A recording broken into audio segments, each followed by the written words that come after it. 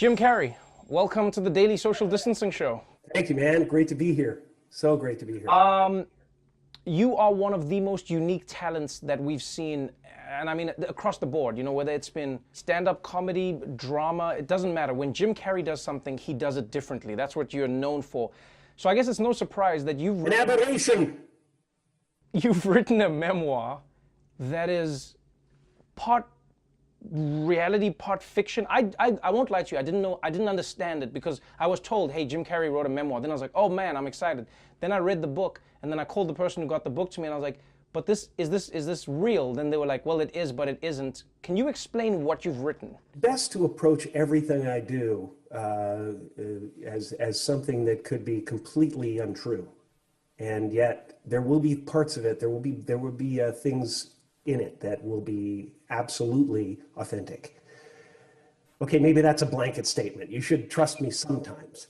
But in this case, you know, this was the best way to get my truth out there and to say everything I need to say, and do it in a way that is completely entertaining and you know, harkens back to Dante and all of those wonderful apocryphal stories, King Arthur and the Knights of the Round Table and stuff. You know, that became somebody's history at a certain point. Right. People think in England that that's the history, you know, and I just love that concept. So when we started writing together, Dan and I started writing together, we were really just having a conversation, friendship, you know, and such wild ideas came out of that we had to go with it.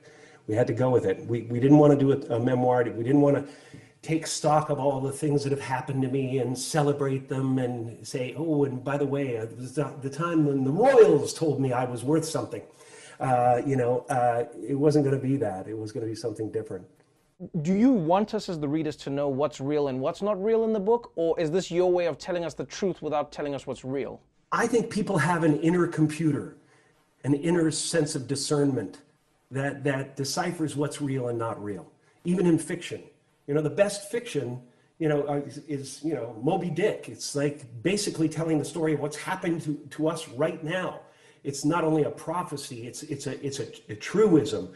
There's this crazy, power-hungry white maniac who's trying to take the Pequod down and all the races down with it.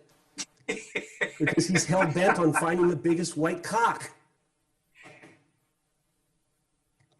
That's that book. And so, you know, you can do that with fiction. Fiction is a way to tell the truth. Then let me ask you this. You've included celebrities in the book, right? And you name them. You name them. Like for instance, you've got Gwyneth Paltrow, you've got Kanye West mentioned, Nicolas Cage. But then this was strange to me. I think Tom Cruise is in the book, but then you refer to him as Laser Jack Lightning. Laser Jack Lightning, yes. I went right to the essence of the character there.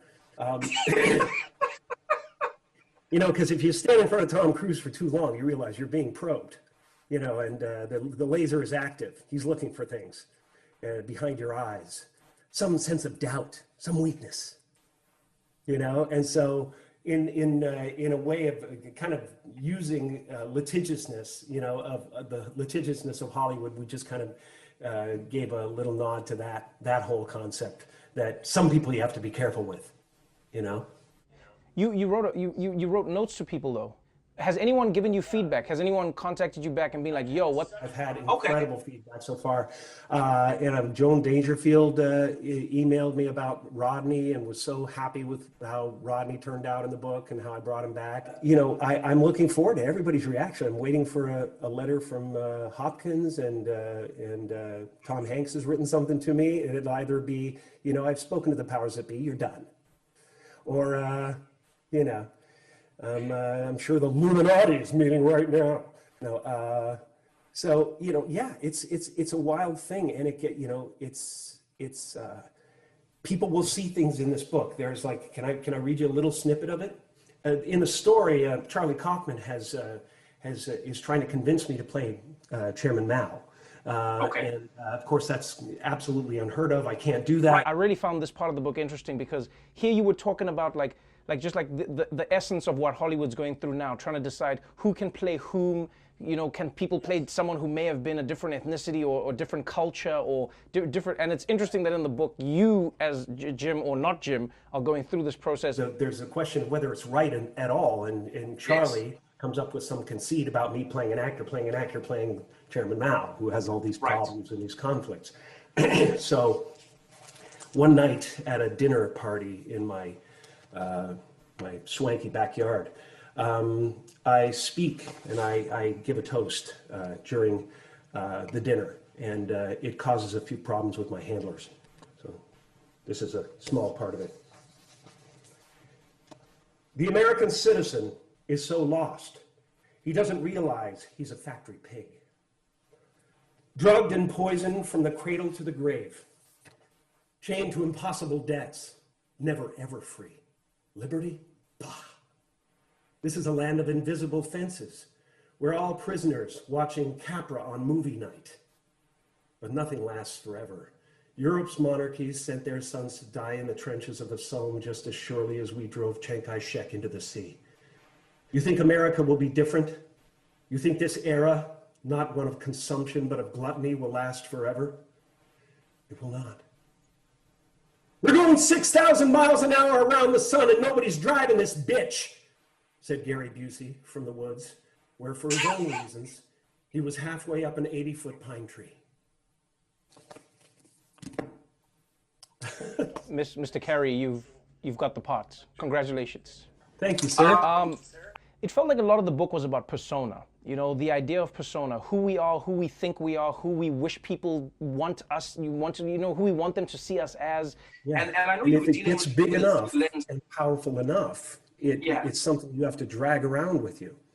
When you show up, you have to be the socially concerned, politically adept person. You know what I mean? Right. So you might be happy to be that at certain times, but not all the time.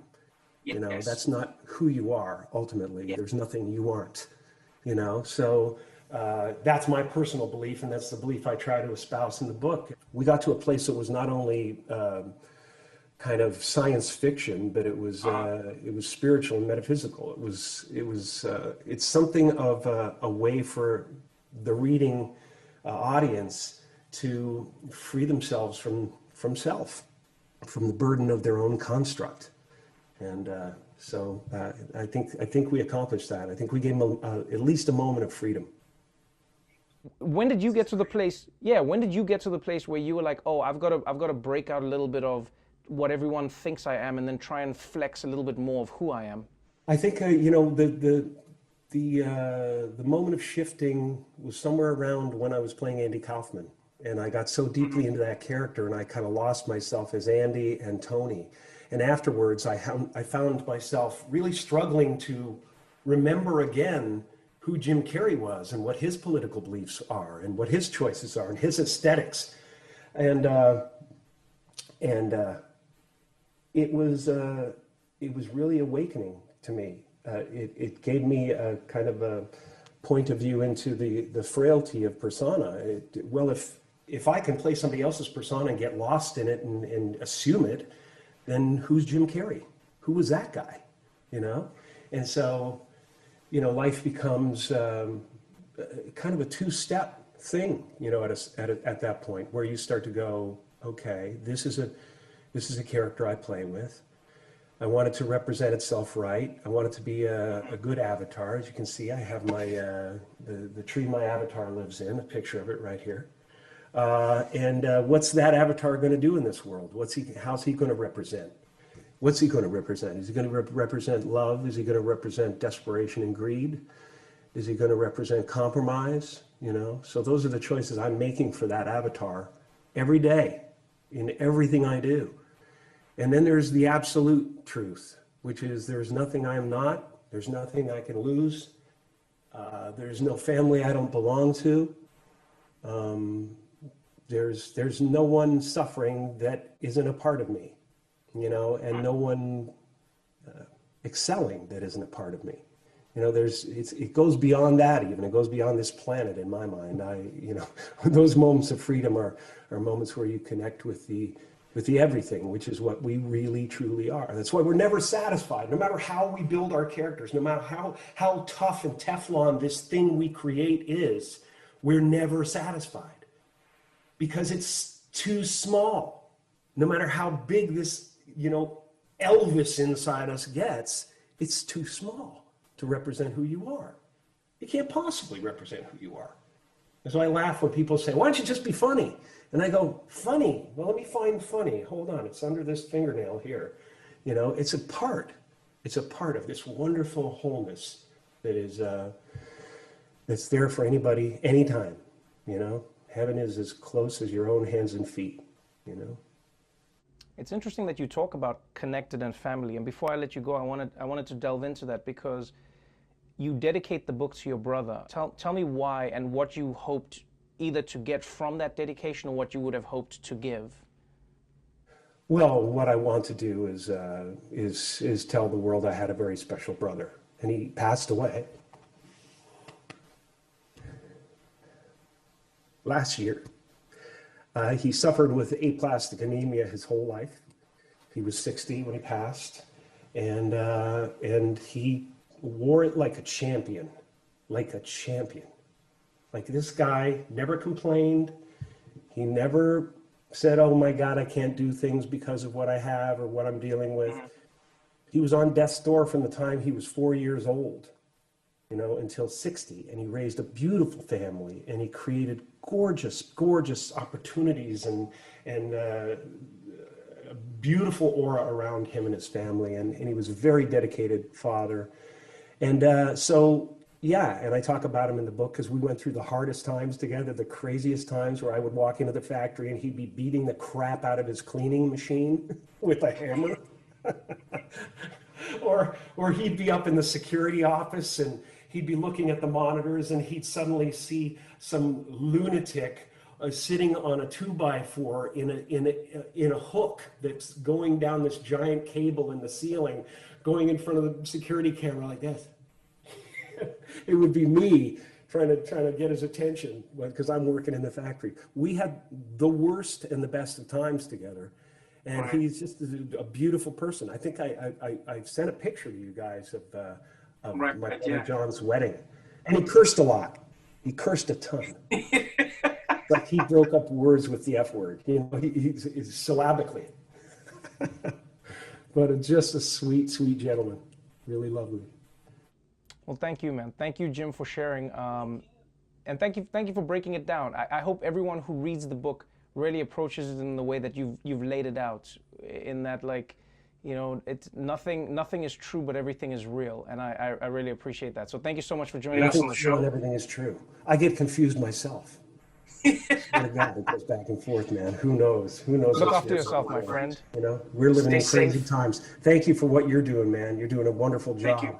Yeah, you picked up a hell of a weight, and you're wearing it really well. So thank you for that. Thank you, my friend. Look after yourself. You too.